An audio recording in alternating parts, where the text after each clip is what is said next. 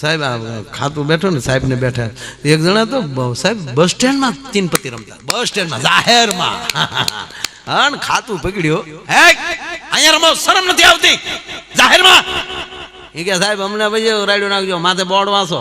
તો બોર્ડમાં લખ્યું હતું ખેલે ગુજરાત જીતે ગુજરાત. સાહેબે તોડી નાખ્યા, તમારા બાપ વિદ્યાર્થી માટે છે. એમાંથી તમને કોઈ જે સાહેબ મારતા હતા ને પછી ઓલી મોટી વાન આવે ને આખી, કારણ કે ઝાઝા રમતા હતા, પાડી દીધા. અને અમારા ભરતદાન ગઢવી આકે હા 3-4 ને તો પકડી લીધા. એમાં 3-4 જણા દોડીને, હજી તમારી ઓલી વાન આવી ને પોલીસની, એમાં દોડીને ચડી ગયા. તો સ્ટાફે પૂછ્યું તમે કેમ પહેલા ચડી ગયા? કે ઓલ ખરા ઊભા ઊભા જવું પડ્યું હતું. દુનિયા હોની ફેરીમાં હોય. હા તમે તો કયો સાહેબ, પછી તમે મૂકવાનો તો નથી જ, એટલે પછી ઊભા ઊભા જવું એની કરતા બેસી જવું સારું, જગ્યા લઈ લેવાય. હા એટલે બહુ મજા આવે.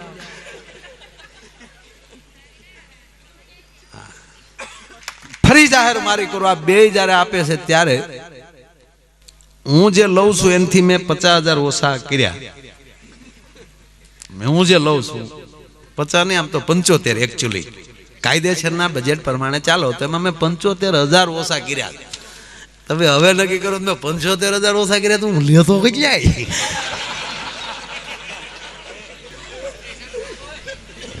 એનો હિસાબ ન હોય. પણ ક્યાં ગયા જોશી સાહેબ? ક્યાં સાહેબ? સવારમાં હજી આમાં ફાયદો થશે. હવે મને લાગે છે કે સબસિડી દેવી જરૂરી છે. મારું ખરેખર પૂજાભાઈ હાવ ગાંડા જેવું કામ. આ હકીકત કહું, મને જો પ્રોગ્રામ હું ઓછા લાકડે ન પડું. હા સાહેબ, અમારા હારા હારા કલાકારો ગાય ગાયને વૈયા ગયા, છોકરા અત્યારે કાંઈક પછી કોઈ મારો બાપ કાજી જીવતા હોય બકરી મરે તોય ખરેખર આવ્યા હતા. પછી કાજીની કૂતરી મરી ગઈ તોય આખું ગામ આવ્યું હતું. કાજી મરી ગયો મારો બાપે નો આવ્યો. હા એટલે આમાં છે ને ભાઈ બહુ લે છે. હા લે છે, ખિસ્સા નથી કાપતા ને જાહેરમાં કહે. અને હું તમને એટલું કહું કે તમે એમ કહો છો કલાકારો આપણા ગુજરાતના ડાયરાના કલાકારો કીર્તિદાન એટલા લઈને ફલાણા લઈને, તમે કુમાર શાનુનું કોઈ દી નામ લીધું? તમે 3-4 જ ગીત ગાઈને વૈયા જાય. મહાન છે કલાકારો, મારા માટે પુણ્ય નહીં. પણ તમે કોઈ દી ઓલો શું નામ કૈલાસ ખેરનું પૂછ્યું હું બજેટ છે? 45 લાખ રૂપિયા છે. અને એ તમારે આ પ્લાનમાં તો તમારે એની બહુ વ્યવસ્થા કરી દેવી પડે. અને ગાય ત્યારે 3-4 ગીત જીરે સખી મંગલ ગાવો જે કીર્તિદાન ગાય ને, ભલે ગાયું કૈલાસ ખેરે પણ કીર્તિદાન ગાય કૈલાસ ખેરે ખુદે સાહેબ એને સ્વીકાર્યું હતું. ऐसा मैं नहीं गा सकता, ये कुछ अलग है. कैलाश खेर तो गाता है तो कोई खारा बेन गाता है, जहाँ लटको करता है. એને કેટલા અહીંયા બિસ્લેરી પડી હોય, અહીંયા બિસ્લેરી ટેબલ મૂક્યા, ત્યાં એક નેપકિન પડ્યું હોય, આમાં ગાતો જાય, ત્યાં મોઢું લૂસતો જાય. અને એ ગીતને બહાર લાવવા માટે 80 જેટલા સંગીતો પીડ્યા હોય. અને આપણા ડાયરાનો કલાકાર સાહેબ એક હાર્મોનિયમ ને તબલું ને એક બેન્જો લઈને બેસી જાય, 4 કલાક સુધી હા ન લે. અને એ કદાચ 4 લાખ રૂપિયા લે કે એ તો બહુ ઓછા કહેવાય. ઓલાના સાજિંદાના જે એના સાઉન્ડનો અમે ઓલો કૈલાસ મહાદેવ શંકર કૈલાસનું આવ્યું નામ, શંકર મહાદેવને વડોદરા લાવ્યા હતા સાહેબ. એના સાઉન્ડનું ભાડું 9 લાખ આપ્યું હતું. નહીં મારે તો હજી વધારે જ જવા છે. સારું, જેમ પૈસા બાપુ વધારતો ગયો ને એમ પ્રોગ્રામ વધતા ગયા. બોલો. અને આજે જૈન લોકોના અમારા પ્રોગ્રામ આવે ને મુંબઈના, એને અમે જો 4 લાખ કહી ને તો એમને તારીખ ન આપે. 4 લાખ લેતો હોય તો શું ગાઈ દે? એને તો અમારે મોટું જ કેવું પડે કે એટલા હોય તો એકચ્યુઅલી કાંઈક એમાં હશે, આમાં આમ હાલે. આપણી ઘોડે કહ કાઢવા વાળા ન હોય. હા પણ આ રાડો ઘડિયાળમાં આમાં કાંઈ છે બીજું? ભાવ છે એટલે કાંડે બાંધી છે, નહીં આ કાંટા જ દેખાડે. આમાં કઈ મોઢામાં આવી ન કે એટલે વાગ્યા એમ નથી કહેતું. એનો ભાવ એવો છે. રોલ્સ રોય ગાડીમાં શું છે, દેશી એમ્બેસેડર જેવી લાગે. રોલ્સ રોયનું ફર્સ્ટ મોડલ 13 કરોડનું. તો તમે બેહો તો હું કાંઈ, અને પછી એવરેજ 3 કિલોમીટર પેટ્રોલ. અને એવી ગાડી લેવા દે કે એવરેજ થોડો પૂછતો હોય. હમણાં એક મર્સિડીઝ વાળાને શોરૂમમાં જઈને કીધું કે શું તમારી ગાડીના શું ભાવ છે? બોલા કે 1.25 કરોડ. એવરેજ શું આપે? બોલો કે બહાર જ નીકળે, બહાર નીકળ લુકે. એવરેજ પૂછવા આવો છો, ગાડીઓ લેવા આવો છો. એનો ભાવ એવો છે. બાકી મર્સિડીઝ હોનાની નથી આવતી. એનો કટકો વેચવા જાવ તો કઈ નોખો તોલ કરી નથી આવતી. એનો ભાવ મોટો છે. રોલ્સ રોય ગાડી તો સાહેબ અમિતાભને ન મળે, એના છોકરાને મળે. અભિષેક ખરીદી શકે, અમિતાભ ન ખરીદી શકે. કારણ કે કરોડપતિ ના, એનો બાપ કરોડપતિ હોવો જોઈએ, એના છોકરાને આપે. આવા તો એ ગાડીઓના નિયમ. ગાડી લેવા આવો તો એ પેલા એનો આખો સ્ટાફ તમારા ઘરે આવે કે ગાડીને મૂકશો ત્યાં, એનું પાર્કિંગ ક્યાં છે. વાડી ફાળી ગઈ તરત કે આમાં અહીંયા તો નહીં હતું.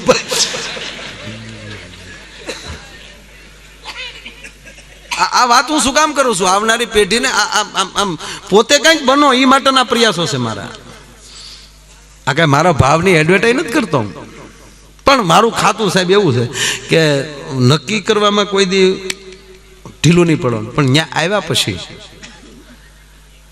કેવું કાર્ય છે, કેવું સ્થાન છે, એ નિર્ણય તો હવારે થતો હોય સાહેબ, જોયા પછી. હા, અને હું તો આપને કહું, કોઈ આપણે એમ કે હાલો અમારી વાયુમાં નાવા, તો ઉનાળે ખાલી હોય ને ત્યારે જોઈ આવવું કેટલી બેઠકો છે, ધૂપકો ખાતે લાગી આવે. નગર દુનિયા છે હલવાડી દે, ખાઓ ધૂપકો દે, હલવાઈ જાય. ગમે ત્યાં ધૂપકો ન ખાઓ. દરેક સંતો અમારા માટે પૂજનીય હોય, પણ અમારો કાંઈ એવું તો નથી કે બધાને બાપુને આપણા એકને જ માનવાના. બધાની શ્રદ્ધા હોય. આ સાક્ષી છે સોમનાથ ટ્રસ્ટ બેઠું છે સાહેબ, એની હાજરીમાં કરોડપતિ માણસોને કીધું કે હાલામ જો બેઠા સાક્ષી, હાલે 1 રૂપિયો તારો ન ખપે, તું કરોડપતિનો દીકરો, પણ તારો રૂપિયો મારા ઘરે દે, છોકરાને ઉલે વાલે થાય. એ ઉદારતાથી કોઈ સંતની પ્રસાદી આવી જાય તો ઘરમાં શાંતિ એ થાય, પણ ક્યાંથી કેટલા લેવા, કેમ લેવા, એ આખું. આ વાણિયા ભાઈ અમારા જૈન ભાઈ નામે અમે હારા જ લઈ ગયો, અને વળી 1.5 કલાકનો સાહેબ પ્રોગ્રામ. 1.5 કલાકે તો એ બહુ ચડજ મજા આવી ગઈ. હા, જૈન ભાઈ ના કરે એટલે સુખી છે, કોઈને કહ ન કાઢતા. હા, પાછું જવાબ પૂજાભાઈ હકીકત કહું, ન કડાડે ન ફડાડે. આ ધબધબાટી બહુ નહીં, પોચું જ બોલી જવાનું. હાવ દેહને પીડા ન થવી જોઈએ.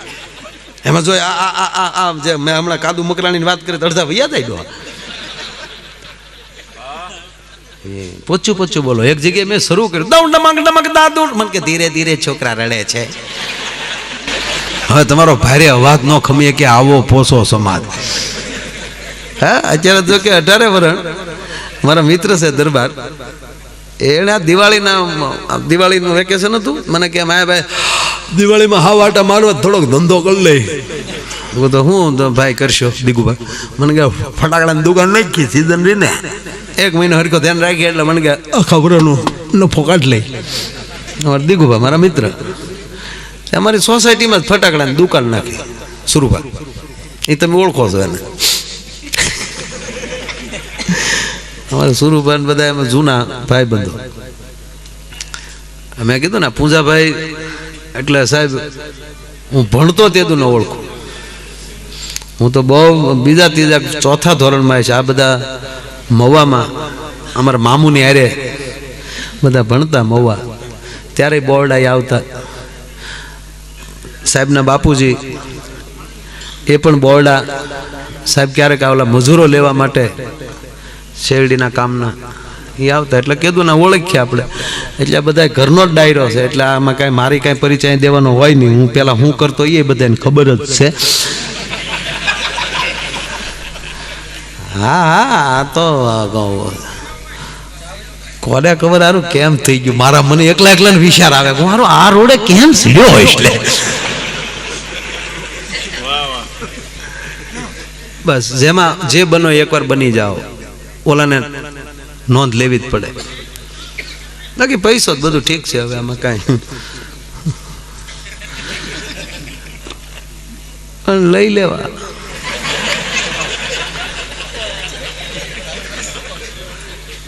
આ તો મન બદલે નહીં મારું. ગાંધી બાપુ પાસે નામ નથી દેવું, એક વડીલ બહુ મોટા ગાંધી બાપુ બેઠેલા, આમ જ બેઠા હતા ગાંધી બાપુ, આમ માથામાં હાથ ફેરવતા હતા, કારણ કે માથામાં કઈ હતું નહીં બીજું કાંઈ. પછી વધારે આમ બેસતા ગાંધી બાપુ. ઓલા ભાઈ પોપિયું સુધારીને ગાંધી બાપુને આપ્યું કે બાપુ થોડીક તબિયત તમારી એવી છે, પોપિયું લ્યો. બાપુ કે તમે લ્યો ને ભાઈ. ત્યારે કીધું કે મારી ઈચ્છા નથી. એટલે ગાંધી બાપુએ ખાધું નહીં, પણ કંઈક ઓરડામાં ઊભા થઈને ગયા. થોડી વાર ઓરડામાં જઈ આટો મારીને પાછા આવ્યા તો ઓલો ભાઈ પોપિયું ખાતો હતો. એટલે ગાંધી બાપુએ પૂછ્યું કે તમે કેમ પોપિયું ખાવ છો? તક મારો વિચાર પાછો ફરી ગયો. ત્યારે ગાંધી બાપુ એટલું બોલ્યા કે મહેરબાની કરીને આજ પછી કોઈ દી મારી પાસે ન આવતા. તમારું પોપિયું ખાવામાં વિચાર ફરી જતો હોય, ઘડીએ ઘડીએ જેના વિચાર ફરે આ દેશને આઝાદી ન દેવરાવી શકે, જેનો વિચાર દ્રઢ હોવો જોઈએ. અને ગાંધી બાપુ પરદેશમાં ભણતા, વિદેશમાં બહુ હોશિયાર હતા. એટલે ઓલા જે પરદેશી અંગ્રેજી જે પ્રોફેસર હતો ને એને સાહેબ કટતું કે એક ઇન્ડિયન મારા દેશના વિદ્યાર્થી કરતા હોશિયાર. એટલે સાય અઘરા અઘરા પ્રશ્નો ગાંધી બાપુને આપે. એટલે ગાંધી બાપુ સહજતાથી એના જવાબ લખી દે. એ સહજતાથી જવાબ લખેલો આમ આમ જોયું તા તો ઓલાને ઉલટાનો મગજ વહી ગયો. આમ સાઇન કરતા કરતા કરતા હેઠે લખી નાખ્યું ઇડિયટ. ઇડિયટ લખી નાખ્યું. ગાંધી બાપુએ જોયું. એટલે ગાંધી બાપુ ત્યાં જઈને કીધું કે સર માફ કરજો, તમે સહી કરી પણ માર્ક દેવાનું ભૂલી ગયા.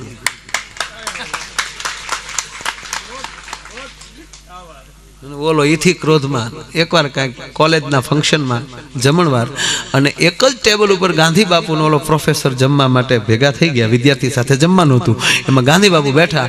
એટલે ત્યારે ગાંધી બાપુ નહોતા, વિદ્યાર્થી હતા, મોહનલાલ હતા. અને પ્રોફેસર ખીજાને એવું બોલ્યો, એ તો અંગ્રેજીમાં છે, ખીજાને બોલ્યો કે એક જ ટેબલ ઉપર ભૂંડ અને ગરુડ એક સાથે ન બેસી શકે. તો ગાંધી બાપુએ કીધું તો હું ઉડી જાઉં. મતલબ મારો એ છે પોતાની જાતને કોઈથી નબળી ન સમજવી. અને હું સેલે બેઠો છું એ મગજમાં કાઢી નાખજો. આ પૃથ્વી ગોળ છે, તમે જ્યાં બેસો છો ત્યાંથી જ લાઈન ચાલુ થાય છે. આ પૃથ્વી ગોળ છે, એટલે ગોળમાં કોઈ પેલું બીજું ના આવી શકે. ગોળ રાઉન્ડ હોય. હા, એક ભાઈ મેં એમ કીધું ને પૃથ્વી ગોળ છે, તો પૂંજાભાઈ એક ભાઈ મારી પાસે મને કે મારી ભાઈ હકીકત યાર ગોળ છે. પહેલાં તો મને ખબર જ નહોતી, હવે નક્કી થઈ ગયું ખરેખર પૃથ્વી ગોળ છે. હું કહું તને કેમ ખબર પડી? મને કે મને ખબર પડી ગયા ને. અમુક અમુક તો એક છોકરાને સાહેબે કીધું કે તારા પપ્પાને 5 લાખ રૂપિયા મગનભાઈ આપે 1% વ્યાજે, તો 5 વર્ષે તારા પપ્પા મગનભાઈને કેટલા આપે? ઓલો કે 1 રૂપિયાનો આપે.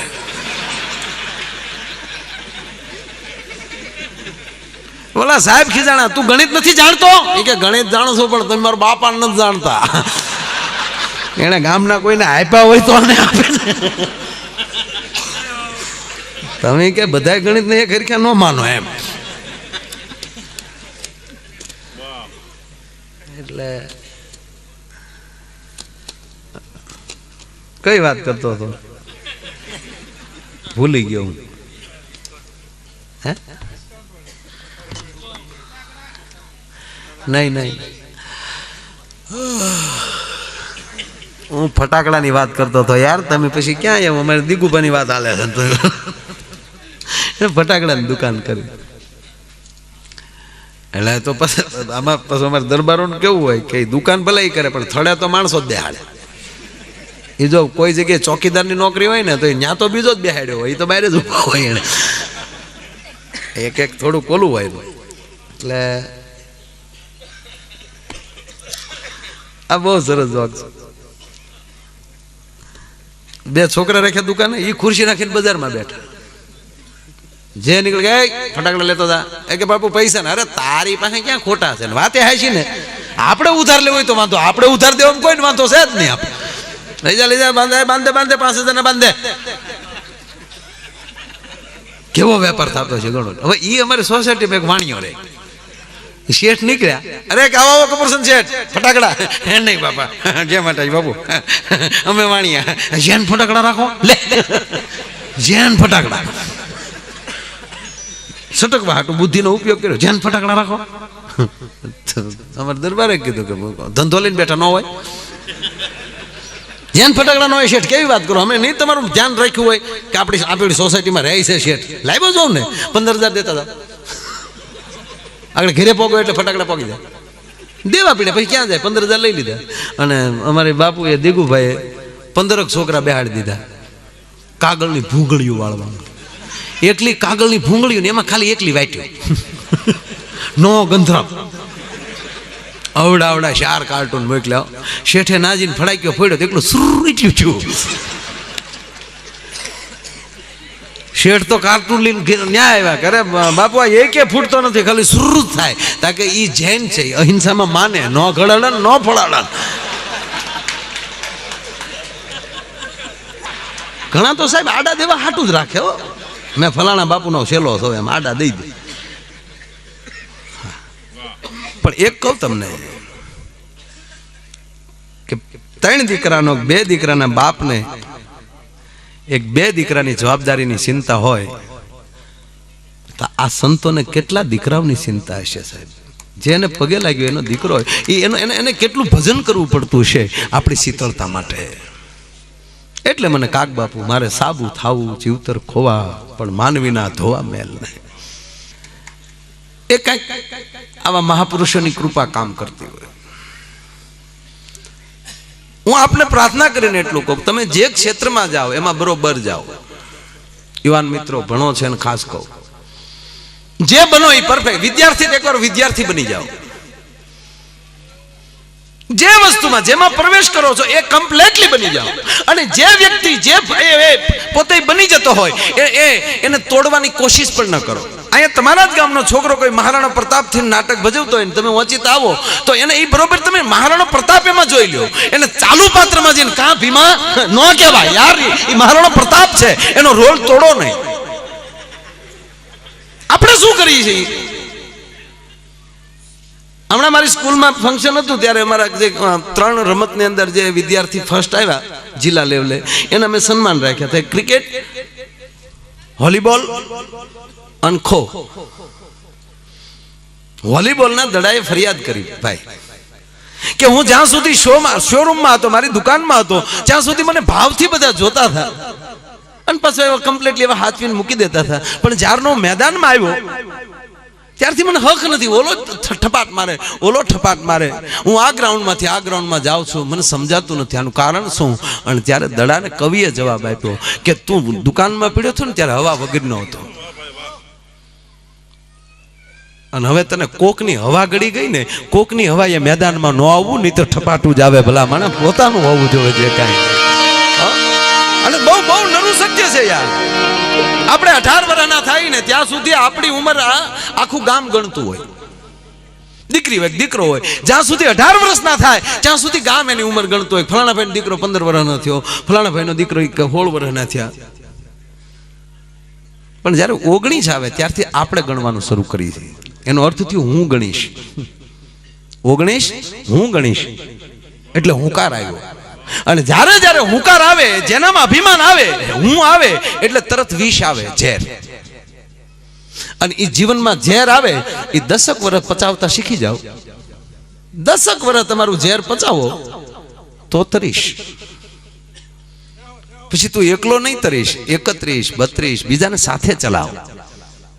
તને કઈ કળા મળી છે બીજાને સાથે રાખતું. સાથે ચાલવામાં જ મજા છે 18 વર્ષની. દાખલા તરીકે હું એમ કહું કે આ રોડ થી કપાસી બાપુનો આશ્રમ ડાબી સાઈડ છે કે જમણી સાઈડ છે?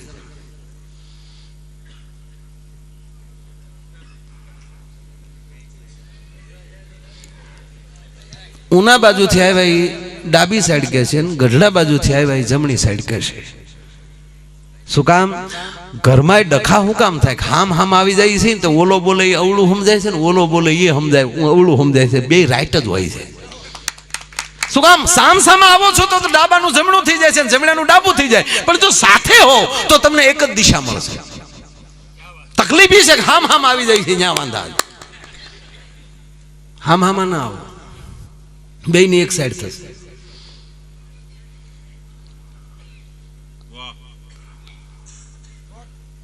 બહુ ઝીણો મુદ્દો છે, જેમાં પ્રવેશ કરો એકવાર બની જાઓ. વાતી છે તમે આ વિદ્યાર્થી જેટલા હો એ તમે કલ્પના કરો કે તમારા આચાર્યને અમુક જ વિદ્યાર્થીના નામ શું કામ આવડે છે? કેમ? તમારું આખું ગામ હોય, એમાં મારે કેમ પૂછવું હોય કે તમારા ગામમાં કેટલા માણસો રહે, તો અમુકના જ માણસના તમને નામ તમારા જીભને ટેરવે કેમ આવે? કેમ? 5.5 લાખ ગુજરાતની અંદર એ શિક્ષકો છે, તો અમુકને જ રાષ્ટ્રપતિ એવોર્ડ કેમ? સાહેબ એટલા બધા ઓફિસરો છે, તો અમુક જ અધિકારીના નામ કેમ? ભાઈ તબલું વગાડે છે, સ્ટેજ ઉપર 3-4 વગાડે છે, એમાંનું એક નામ સ્ટેજ માટેનો ટનાટન, પણ ઝાકીર હુસેનનું નામ કેમ? એ તબલું જ હોય ને, એના માટે કઈ નોખી કંપની નથી ખોલી. ડ્રમ આખી દુનિયા વગાડે, શિવમણીનું નામ કેમ? એની જગ્યાએ એટલું જ મૂકી ગયો કે હું જે વિષયમાં છું એમાં મારું નામ કેમ નહીં? જો એટલી જ જગ્યા પૂરતો આ દેશનો યુવાન થઈ જાય તો સાથી ઠોકીને કહું, એને વિકાસની અંદર કોઈ રૂધી ન શકે. ભલા બના હું કોણ, હું કેમ નહીં? મારા ક્ષેત્રમાં મારું